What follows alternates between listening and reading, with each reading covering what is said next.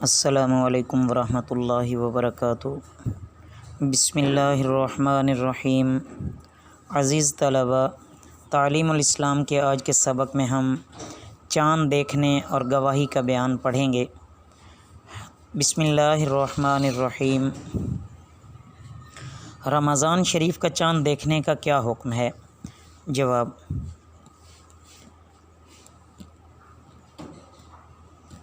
شعبان کی 29ویں تاریخ کو رمضان شریف کا چاند دیکھنا یعنی کوشش کرنا اور مطلع پر ڈھونڈنا یہ واجب ہے، اور رجب کی 29ویں تاریخ کو شعبان کا چاند دیکھنا یہ مستحب ہے، تاکہ شعبان کی 29ویں تاریخ کا حساب ٹھیک معلوم رہے۔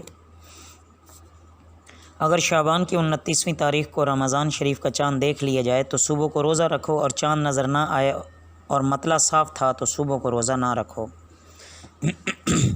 اور اگر مطلع پر ابر یا غبار تھا تو صبح کو 10-11 بجے تک کچھ کھانا پینا نہیں چاہیے۔ اگر اس وقت کہیں سے بھی چاند دیکھے جانے کی خبر معتبر طریقے سے آ جائے تو روزے کی نیت کر لو، اور نہیں تو اب کھاؤ پیو۔ لیکن 29 شعبان کو چاند نہ ہونے کی صورت میں صبح کے روزے کی اس طرح نیت کرنا کہ چاند ہو گیا تو ہوگا رمضان کا روزہ، اگر چاند نہ ہوا تو پھر نفل کا ہو جائے گا، تو یہ مکروہ ہے۔ سوال: رمضان شریف کے چاند کے لیے معتبر شہادت کیا ہے؟ جواب: اگر مطلع صاف نہ ہو، مثلاً ابر یا غبار وغیرہ ہو، تو رمضان شریف کے چاند کے لیے ایک دیندار پرہیزگار سچے آدمی کی گواہی معتبر ہے، چاہے مرد ہو یا عورت، آزاد ہو یا غلام۔ اسی طرح جس شخص کا فاسق ہونا ظاہر نہیں ہے اور ظاہر میں دیندار پرہیزگار معلوم ہوتا ہے تو اس کی گواہی بھی معتبر ہے۔ سوال: عید کے چاند کے لیے معتبر شہادت کیا ہے؟ جواب: مطلع صاف نہ ہونے کی صورت میں عید الفطر اور عید الاضحیٰ کے چاند کے لیے 2 پرہیزگار سچے مردوں یا اسی طرح کہ ایک مرد اور 2 عورتوں کی گواہی شرط ہے۔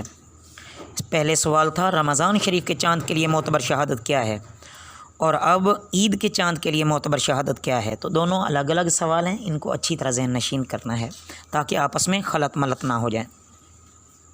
سوال: اگر مطلع صاف ہو تو پھر کتنے آدمیوں کی شہادت معتبر ہوگی؟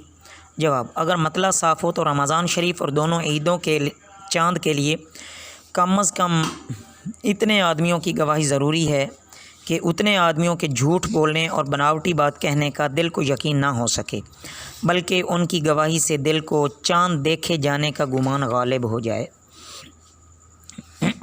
سوال: اگر کسی دور کے شہر سے چاند دیکھنے کی خبر آئے تو معتبر ہوگی یا نہیں؟ جواب: چاہے کتنی ہی دور سے خبر آئے معتبر ہے۔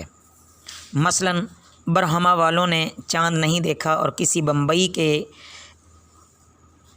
شخص نے یہ برہمہ کی وجہ برما والے، یا ممکن ہے کہ برہمہ بھی ایک جگہ ہو، اور کسی بمبئی کے شخص نے ان کے سامنے چاند دیکھنے کی گواہی دی تو ان پر ایک روزہ کی قضا لازم ہوگی۔ ہاں، شرط یہ ہے کہ خبر ایسے طریقے سے آئے جس کا شریعت میں اعتبار ہے۔ تار کی خبر معتبر نہیں ہے، تار کی خبر معتبر نہیں ہے۔ تار کا مطلب یہ پرانے زمانے میں ٹیلی فون کو تار بولا جاتا تھا۔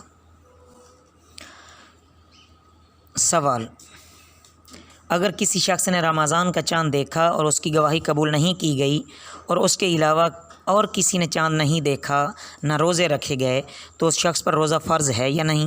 جواب: ہاں، اس پر روزہ رکھنا واجب ہے، اور اگر اس کے حساب سے 30 روزے پورے ہو جائیں اور عید کا چاند نہ دیکھا جائے تو یہ شخص اور لوگوں کے ساتھ 31واں روزہ بھی رکھے۔ نیت کا بیان: کیا روزے کے لیے نیت کرنا ضروری ہے؟ جواب: جی ہاں، روزے کے لیے نیت کرنا شرط ہے۔ اگر اتفاقی طور پر صبح صادق سے غروب آفتاب تک کھانے پینے اور صحبت سے بچا رہا لیکن روزہ کی نیت نہیں کی تھی تو روزہ نہ ہوگا۔ سوال: نیت کس وقت کرنی ضروری ہے؟ جواب: رمضان شریف اور نذر معین اور سنت اور نفل روزوں کی نیت رات سے کرے یا صبح کو آدھے دن سے پہلے تک جائز ہے۔ دن سے مراد شرعی دن ہے جو صبح صادق سے غروب آفتاب تک کا نام ہے۔ مثلاً اگر 4 بجے صبح صادق ہو اور 6 بجے غروب آفتاب ہو تو شرعی دن 14 گھنٹے کا ہوا، اور آدھا دن 11 بجے ہوا تو 11 بجے سے پہلے نیت کر لینی ضروری ہے۔ اور قضائے رمضان اور کفارے اور نذر غیر معین کی نیت صبح صادق سے پہلے کر لینی ضروری ہے۔ سوال: نیت کس طرح کرنی چاہیے؟ جواب: رمضان شریف اور نذر معین اور سنت اور نفل روزوں کی نیت میں تو چاہے خاص ان روزوں کا قصد کرے یا صرف یہ ارادہ کر لے کہ روزہ رکھتا ہوں تو یا نفل روزے کی نیت کرے، بہر صورت رمضان میں رمضان کا روزہ اور نذر معین کے دن نذر کا روزہ اور باقی دنوں میں سنت یا نفل کا روزہ ہو جائے گا، اور نذر غیر معین اور کفاروں اور قضائے رمضان کی نیت میں خاص ان روزوں کا قصد کرنا ضروری ہے۔ سوال: نیت زبان سے کرنا ضروری ہے یا نہیں؟ جواب: نیت نیت قصد اور ارادے کو کہتے ہیں۔ دل سے ارادہ کر لینا کافی ہوتا ہے، اور زبان سے کہہ لے تو یہ بہتر ہے، اور نہ کہنے میں کچھ مذائقہ نہیں ہے۔ اس کے بعد عزیز طلبہ روزے کے مستحبات کا بیان ہے۔ سوال: روزے کے مستحبات کیا ہیں؟ جواب: سحری کھانا، رات سے نیت کرنا، سحری آخری وقت میں کھانا بشرطے کہ صبح صادق سے یقیناً پہلے فارغ ہو جائے۔ نمبر 4 افطار میں جلدی کرنا جبکہ آفتاب کے غروب نہ ہونے کا شبہ نہ رہے۔ نمبر 5 غیبت، جھوٹ، گالی گلوچ وغیرہ بری باتوں سے بچنا، چھوارے یا کھجور سے، اور یہ نہ ہوں تو پھر پانی سے افطار کرنا۔ باقی انشاءاللہ عزیز طلبہ اگلے سبق میں پڑھیں گے۔ وما علینا الا البلاغ المبین۔ السلام